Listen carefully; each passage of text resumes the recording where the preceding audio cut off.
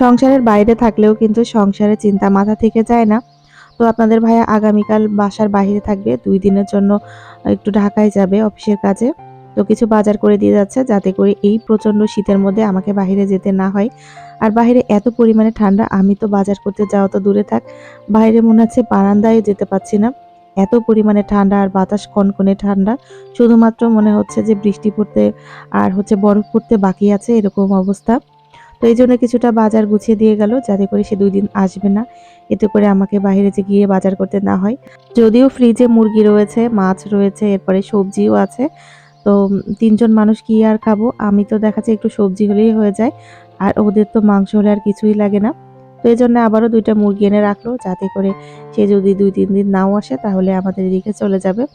তো যাই হোক, বাজারগুলো তো এনে দিয়েছে। এখন আমাকে গুছাতে হবে। আমি মুরগি ২ টা কেটে একটা রাখবো আর একটা টাটকা রান্না করে ফেলবো। যেটা ফ্রিজে আছে ওইগুলো থাক। ওইগুলো এখন আর বের করছি না।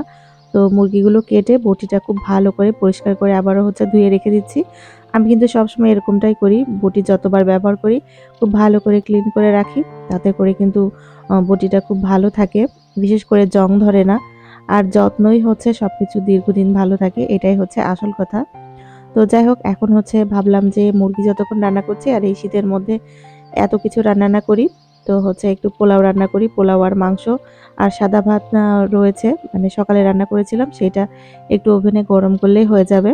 তো এর মধ্যে 2টা চুলায় জ্বালিয়ে দিয়েছি। এক সাইডে মাংস রান্না করব আর এক সাইডে পোলাওটা রান্না করব। আর এই শীতের মধ্যে কেই বা ৩-৪ রকমের রান্না করবে বলেন তো? এত ঠান্ডার মধ্যে পানি কি হাত দিতে মন চায়? মনে হচ্ছে না যে মানে বেশিক্ষণ রান্না-বান্নাও করি। মনে হচ্ছে লেপের মধ্যে গিয়ে বসে থাকি, উঠতেই মন চাচ্ছে না। তো কি আর করা যাবে? ঠান্ডা হোক আর গরম হোক খেতে তো হবেই। তো মুরগিটা আমি একটু নতুন আলু দিয়ে রান্না করে নিয়েছি। আলু তো দিতেই হবে মাস্ট। তো রান্না করতে, করতে এদিকে মটরশুঁটিটাও বেছে রেখেছিলাম। আর গাজর এনেছে, সেটা একটু কুচি, কুচি করে কেটে এভাবে রেখে দিয়েছি। নরমালে রাখলেও একটু শুকিয়ে যায়। তো এভাবে করে আমি বক্সে করে ডিপে রেখে দিই। যখন নাস্তা কিংবা পোলার মধ্যে দরকার হয় একটু বের করে দিয়ে দিলে ভালো লাগে খেতে। তো ভালো করে পেঁয়াজটা ভেজে নিয়েছি।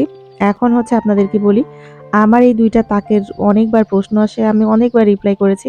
তারপরেও আপুরা জানতে চান কোন পেজ থেকে নিয়েছি এটা জানার জন্য। এটা যে পেজ থেকে নিয়েছিলাম সেটা আমি অনেকদিন ধরে খুঁজে পাচ্ছিলাম না। কেন জানি সার্চ করার পরে হয়তো আমার সার্চ করতে গিয়ে ভুল হয়ে যাচ্ছিল। তো অবশেষে সেই পেজটা পেয়েছি। আমি কমেন্ট বক্সে লিংক দিয়ে রাখবো। আপনারা গিয়ে চেক আউট করে আসতে পারেন। আরও অনেক জিনিস রয়েছে কিচেনে সাজানোর জন্য। খুব সুন্দর, সুন্দর আইটেম। আমি অনেক আগে নিয়েছি যখন আমি পেজটা আরকি খুলি, আমার কাজটা যখন শুরু করেছিলাম। তো যারা ১ম থেকে আমার ভিডিও দেখেন তারা হয়তো জানবেন। আর আমার একটা শর্ট ভিডিও আছে। তো যখন র‍্যাকটা নিয়েছিলাম। তো আপুরা যারা কিচেন র‍্যাক কিনতে চান গিয়ে আপনারা চেক আউট করে আসতে পারেন। আর এই কিচেন র‍্যাকটা কাঠ কালারই ছিল। আমি আমার মতো করে একটু হোয়াইট কালার করে নিয়েছি। এজন্য জিজ্ঞাসা করেন যে হোয়াইট কালার র‍্যাক ২ টা কোথা থেকে নিয়েছি, কত প্রাইস নিয়েছে? প্রাইস আর বললাম না। এখন দেখা যাচ্ছে কমতে কিংবা বাড়তেও পারে, সেটা আর নাই বলি। তো আপনারা গিয়ে ওখানে গিয়ে আপনি ইনবক্সে জিজ্ঞাসা করলে সবকিছু জানিয়ে দেবে। তো এখন একটু গরম পানি দিয়ে সিঙ্কটা খুব ভালো করে ধুয়ে নিতে হবে। কারণ মুরগির মাংস কেটেছি, মাছ, মুরগি এগুলো কাটলে সিঙ্ক খুব ভালো করে পরিষ্কার করে রাখতে হয়। এতে কিন্তু অনেক জীবাণু থাকে। তো আমি গরম পানি দিয়ে খুব ভালো করে আগে ভিজিয়ে রেখেছিলাম। এরপরে একটু ভীম দিয়ে খুব ভালো করে ঘষে পরিষ্কার করে নিয়েছি। আসলে আপনি যত বেশি পরিষ্কার পরিচ্ছন্ন থাকবেন, আপনাকে কিন্তু ময়লা তত বেশি জড়িয়ে ধরবে। সবকিছু পরিষ্কার থাকলেও মনের মধ্যে একটা খুঁতখুঁতানি কাজ করে। মনে হয় যে এই যে আবার ময়লা রয়েছে, কোন দিকে জানি পরিষ্কার হয়নি, এই একটা অবস্থা। তো আমরা যারা একটু বেশি পরিষ্কার থাকতে পছন্দ করি তাদের দেখবেন সারাদিন পরিষ্কার করলেও মন ভরে না। মনে হয় সবসময় মানে ক্লিন করতেই থাকি, এরকম একটা অবস্থা। তো যাই হোক, আমার কাজ শেষ। রান্নাঘর থেকে বের হলে কি যে একটা শান্তি। পুরো রান্নাঘর ক্লিন, তো মনটাও একেবারে শান্তি। ভালো থাকবেন সবাই। পরের ভিডিওতে আবারও দেখা হবে।